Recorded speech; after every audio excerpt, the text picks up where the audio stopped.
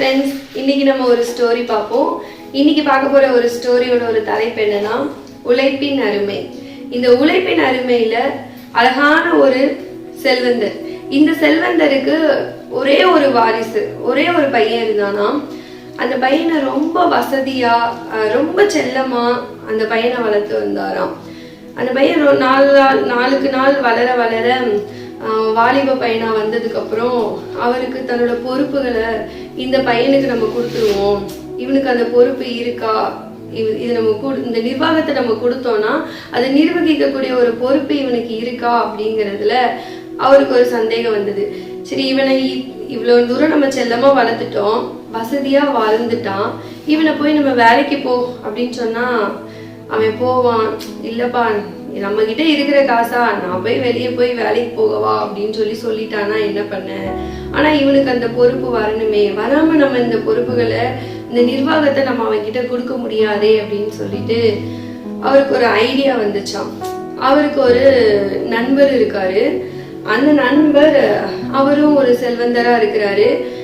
கம்பெனிஸ்லாம் நிறைய வச்சிருக்கிறாரு, நிறைய வேலையாட்களை போட்டு வேலை பார்க்குறாரு. ஸோ அவரோட கம்பெனிக்கு இந்த பையனை அனுப்புவோம் அப்படின்னு சொல்லிட்டு நம்ம பையனை அந்த கம்பெனிக்கு அனுப்புவோம்.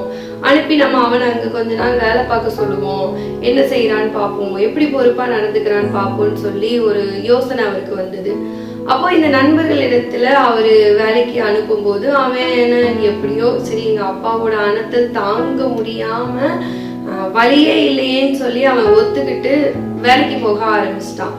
அந்த நண்பர்கிட்ட போய் அப்பாவோட ஃப்ரெண்டு அவர்கிட்ட போயிட்டு இவன் வேலை பார்க்குறான். கொஞ்ச நாள் ஒரு 6 மாசம் வேலை பார்க்குறான். வேலைன்னா என்ன, சும்மா போய் உட்காருவான், நம்ம அப்பாவோட ஃப்ரெண்டு தானே, நம்ம என்ன வேலை பார்த்தா என்ன, பார்க்கலன்னா என்ன அப்படின்னு சொல்லிட்டு அசால்ட்டா போக வர இப்படியே தான் இருந்தான். வேலையே ஒழுங்கா பார்க்க மாட்டான், சும்மா போவான் வருவான், இப்படியே தான் இருந்துட்டே இருந்தான். அவரோட ஃப்ரெண்ட், அவங்க அப்பாவோட ஃப்ரெண்டு இருந்துட்டு, சரி நம்ம ஃப்ரெண்டோட பையன் 6 மாசம் வேலை பார்த்துருக்கான், நம்ம ஏதாவது கொடுப்போம் அப்படின்னு சொல்லிட்டு ஒரு தங்க காசை அவனுக்கு கொடுத்து சம்பளமா கொடுத்தாரு.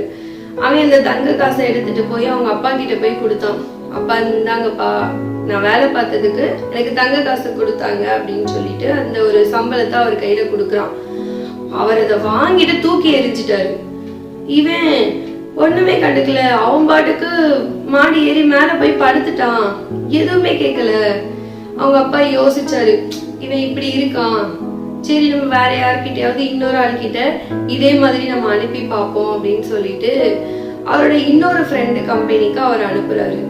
இவன் அங்கேயும் போறான், இதே மாதிரி 2-3 மாசம் போறான் வரான், வேலையே பார்க்க மாட்டான், சும்மா போவான் வருவான், அங்க எந்த வேலையுமே இன்வால்வா எடுத்து பார்க்கவே மாட்டான்.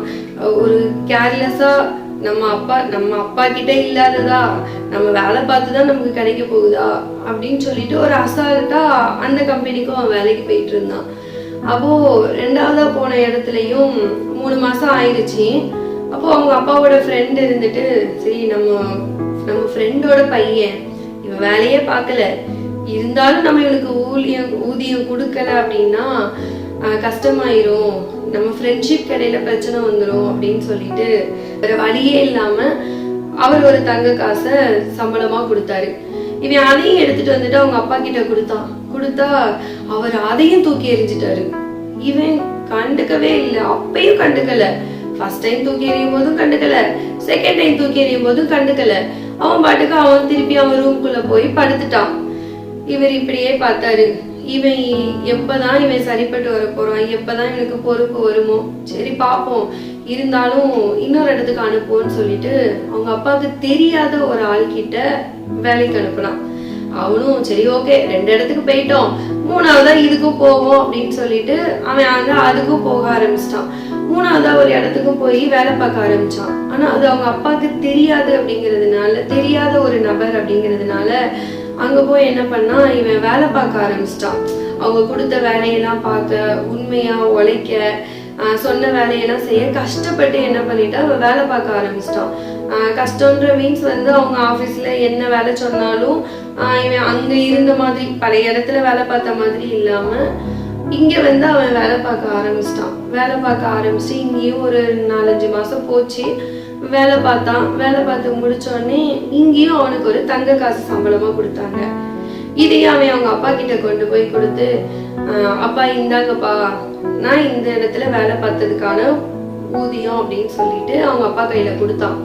அவங்க அப்பா என்ன பண்ணாரு, வாங்கிட்டு இதையும் தூக்கி எறிஞ்சிட்டாரு. தூக்கி எறிஞ்ச உடனே அவனுக்கு அவ்வளோ ஒரு கோபமாயிருச்சு. நான் கஷ்டப்பட்டு வேலை பார்த்து சம்பாதிச்சு கொண்டு வரேன், இந்த காசை நீங்க இப்படி போய் தூக்கி எறிறீங்களே, உங்களுக்கு ஏதாவது கொஞ்சமாவது இருக்காப்பா? நான் எவ்வளவு கஷ்டப்பட்டு நான் வேலை பார்த்து கொண்டு வரேன், உங்களுக்கு ஏதாவது அதோட அருமை தெரியுதா? இப்படி போய் நீங்க தூக்கி எரிஞ்சிட்டீங்களே அப்படி இப்படின்னு மூஞ்சே சவக்குற அளவுக்கு அவங்க அப்பாவை பயங்கரமான ஒரு திட்டு அப்படி திட்டிட்டு இருந்தான். அப்போ அவங்க அப்பா, தம்பி, இதுக்கு முன்னாடி 2 இடத்துல நீ வேலை பார்த்து சம்பளம் கொண்டு வந்த, அதையும் நான் தூக்கி எறிஞ்சேன். ஆனா அப்போ உனக்கு கோபம் வரல. இந்த இடத்துல நீ வேலை பார்த்து கொண்டு வந்ததை நான் தூக்கி எரியும் போது மட்டும் உனக்கு கோபம் வருது. இப்பதான் அந்த உழைப்போட அருமை என்ன அப்படிங்கிறது உனக்கு தெரிஞ்சிருக்கு. அந்த பொறுப்பு உனக்கு இப்பதான் வந்திருக்கு. நீ கஷ்டப்பட்டு வேலை பார்த்ததுக்கு உனக்கு இப்பதான் அதுக்குரிய பொறுப்பு வந்திருக்கு. நான் கஷ்டப்பட்டு வேலை பார்த்திருக்கேன். ஏன்னா எந்த ஒரு மனுஷி யாரா இருந்தாலும் கஷ்டப்படாம அந்த பலன் அவங்களுக்கு கண்டிப்பா கிடைக்காது. கஷ்டப்பட்டதுக்கு ஏத்த ஒரு பலன் அவங்களுக்கு கட்டாயம் கிடைக்கும். இந்த இடத்துல நீ கஷ்டப்பட்டிருக்க, அதுக்காக உனக்கு கிடைச்ச ஒரு பலன் அது. நீ கஷ்டப்பட்டதுக்காக நீ வேலை பார்த்ததுக்கான உண்மையான உன்னோட உழைப்புக்கு கிடைச்ச ஊதியம் அது. ஸோ அதனால இப்பதான் உனக்கு பொறுப்பு வந்திருக்கு.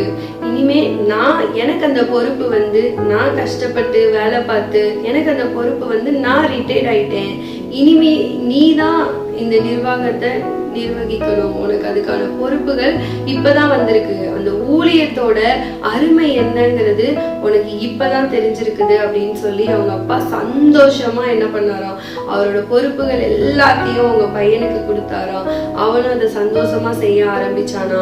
இதே மாதிரிதான் வேத வசனத்திலையும் சொல்லப்பட்டிருக்குது, தன் வேலையில் அசதியா இருப்பவன் அழிவனுக்கு சகோதரன் சொல்லி நீதிமொழிகள் 18வது அதிகாரம் 9வது வசனத்துல குறிப்பிட்டது. அதே போல தன் வேலையில் ஜாக்கிரதையா இருக்கிறவனை நீ கண்டால் அவன் நீசருக்கு முன்பாக நில்லாமல் ராஜாக்களுக்கு முன்பாக நிற்பான் சொல்லி நீதிமொழிகள் 22வது அதிகாரம் 29வது வசனத்துல குறிப்பிடப்பட்டுள்ளது. அருமையான தம்பி தங்கச்சி, உங்களோட உழைப்பு, உங்களோட கஷ்டம், அதற்கேற்ற ஒரு பலன், அதற்கேற்ற ஒரு காரியம் உங்களுக்கு கட்டாயம் கிடைக்கும். நீங்க கஷ்டப்பட்ட ஒரு காரியம் எப்பயுமே உங்களுக்கு அது வீணாகாது. கர்த்தர் உங்களை ஆசீர்வதிப்பாராக. ஆமென்.